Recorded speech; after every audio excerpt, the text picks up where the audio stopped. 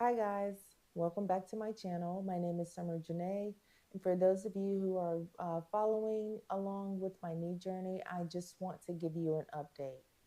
So without further ado, let's go ahead and get started.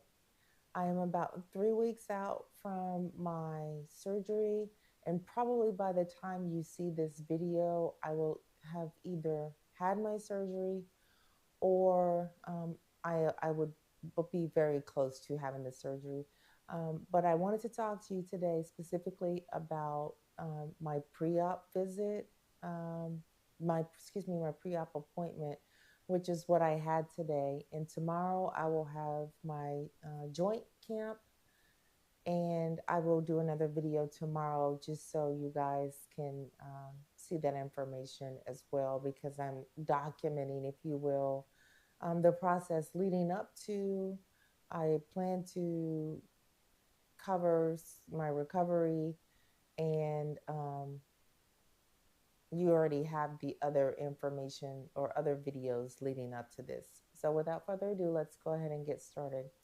So today I went to my pre-op appointment. It lasted a little over an hour. And so some of the things that you can expect if you are having knee surgery or knee replacement surgery in your pre-op appointment is they're going to check your insurance and make sure all of your contact information is still the same. So that's before you get to the back with the nurse. But the big aha moment for the appointment for today was actually the nurse verifying and documenting all of your information, making sure everything is correct, checking to see if you have any allergies to medication, what are they, what causes them, what are the uh, implications or the results if you do have an allergy and do come in contact with the certain medication. They not only ask about medications, they want to know if you have allergies to food, just the whole gamut. And they get to find out or want to find out if you have prior surgeries. If so, what were they? They want to know family history. And then after you go through, oh, a big one is current medications. And even if you're currently prescribed something, if you don't plan to take that medication between now and the time of your surgery, then I don't think it's relevant. Maybe you take it anyway, but I know for me, it was more of a thing of what are you currently taking, and or what do you plan to take between now and then. One of the things you may not even think about that's relevant is if you get massages and then they use oils.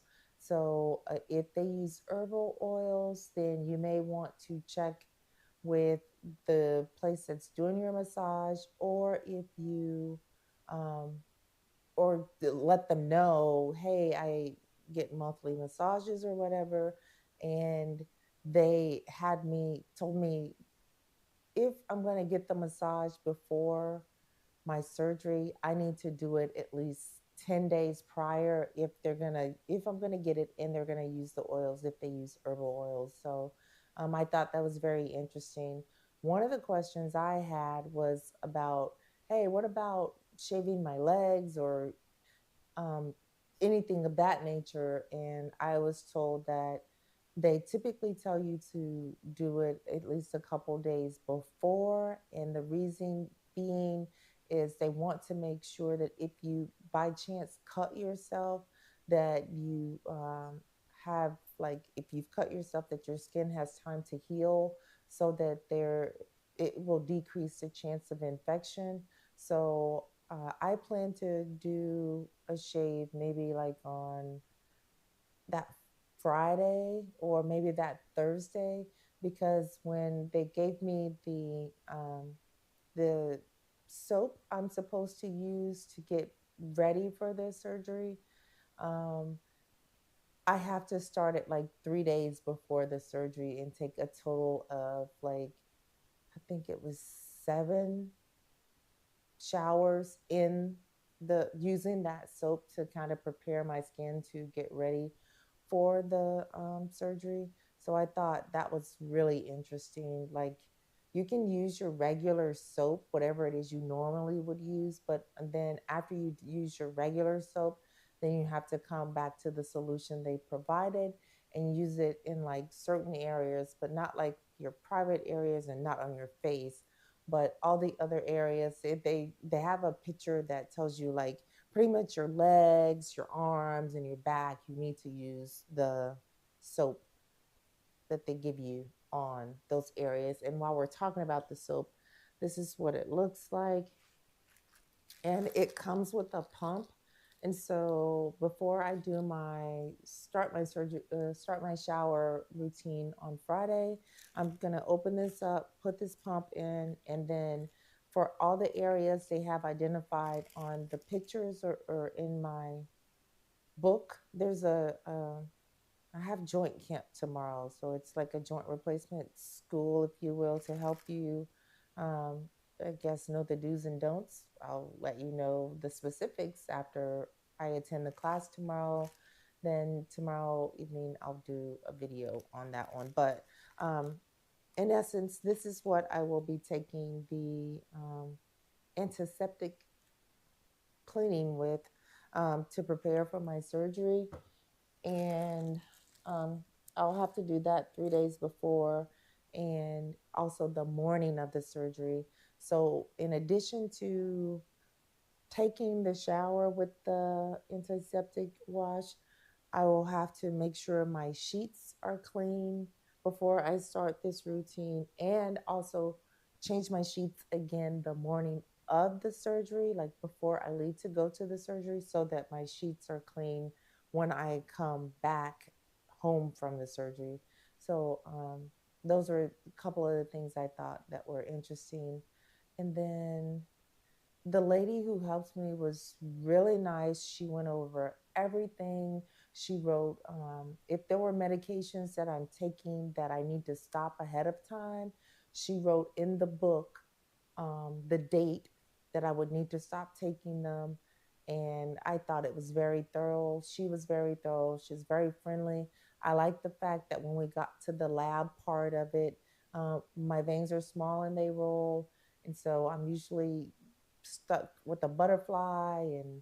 But once I told her where the most operative place was for her to get the blood, she kind of went in that area, and she, because they roll, she said, I can feel it, but I don't want to like dig all in your arm. And so she went and got one of her coworkers, and she was able to actually poke the moving vein and they were able to get me with one stick, which I greatly appreciate. And they didn't do a lot of digging, and my arm doesn't hurt, and they were able to collect the specimen they needed to collect. And they also, in addition to drawing labs, they drew and did tested for a staph infection, like in your nose. And so they swabbed almost like a COVID test, but they don't go as far up your nose, but they test to make sure you don't have or that you're not a carrier for the staph infection. And if you are, then so today's a Monday, they will call no later than the end of the week and say, hey, yes, you're a carrier. If you're a carrier, then you have to start a round of antibiotics to make sure that you are good to go for surgery, and then you'll be good to go. So that was what I wanted to tell you today about the pre-op visit. It was pretty smooth and simple. The staff there, they were really nice and very informative, and they give you the opportunity to ask any questions you may have. Oh, a big thing is you do not have to fast for pre-op appointments because for labs and stuff like that. So know that you can eat before that appointment. And what I found to be really helpful was the fact that um, I'll have to cut my eating off at midnight the night before my surgery, but up until I walk out of the door, like clear liquids, sodas, water, broth, things of that. And popsicles, they're all free game after midnight, which I thought was unique and something new. And then I was informed that headed out of the door to make sure I drink something like but before I leave out of the door, once I leave out of the door, headed to the hospital, can't have anything else. But like maybe 30 minutes before I leave, to drink something with electrolytes like a Gatorade or Powerade, like a Pedialyte or something like that. Or if I don't like or want any of those things, then I could have like a water that has electrolytes in it. So I'm gonna find my drink of choice that I want to consume, and then I'll let y'all know what that is, and let you know how it works when I'm in the time frame where I'm on just on my clear diet, if you will, and then the last 30 minutes get that electrolytes drink, whatever it is, and then I'll probably um, do like one final video while I'm drinking that drink to let you guys know, hey, I'm headed to the hospital and today's the day, so that you can see how things are going. I was told that this antiseptic skin cleanser will dry you out really bad. And so there are certain lotions, if you are a dry skin type person like myself, that you can use. And so I will let you know which one I end up going with to help keep my skin moisturized as I'm going through the process. And I've already mentioned like my tentative hair plan. I'm on like the second week with these twists. So I think I'm going to try to do them one more week. And what I like about, again, the twist this size is I can wash them like in this twist. I can literally wash my hair while it's twisted like this. So I am going to um, probably wash them this weekend, take them down next weekend, and then redo them. And then the weekend of my going into my surgery, I will more than likely wash them. If I don't wash them the night before my surgery, it just depends on what the temperature is supposed to be like leaving out and what time I have to go in for the actual procedure. I may wash them the morning of when I take my final shower before the surgery, and so that I will know that my hair is clean. So that's all I have for you today. Today was the big day for pre-op testing. If you have any questions, you can drop them in the comment section below. And I hope you have an amazing rest of your day, and go be great.